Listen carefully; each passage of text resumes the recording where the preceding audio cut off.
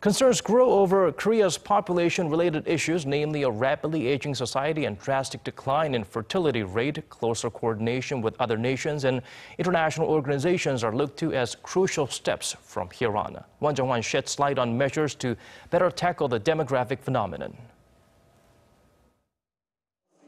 Korea ranks as one of the youngest countries in the OECD today, but by year 2050, it will be one of the oldest, considering the rapid rate of change in its demographics.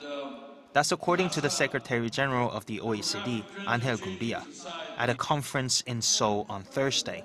Korea today is the fourth youngest country in the OECD, but by 2050 it will be the fourth oldest country.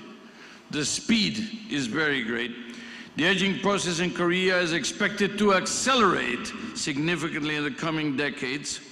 Speaking before some 300 participants from governments and international organizations, the OECD chief urged all nations to swiftly and collaboratively come up with measures to better tackle low birth rates and its associated challenges, as the impact goes far beyond population numbers.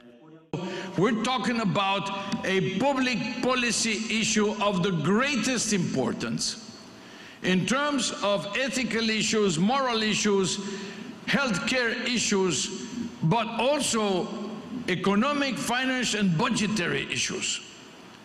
Gurria is in Seoul this week at the invitation of Seoul Mayor Park Won-sun and has been sharing his ideas and the OECD's policies on improving work-life balance, expanding childcare services, and relieving population pressures. So this conference shows that Korea is taking its aging population and falling fertility rate very seriously. And the ideas being discussed here could help not only Korea, but also other countries to find ways to mitigate the demographic crisis. And such efforts being made by the Korean government as part of the Moon Jae-in administration's policy priorities of keeping productivity, jobs, and inclusive growth high on the agenda are very much in line with the OECD's key initiative.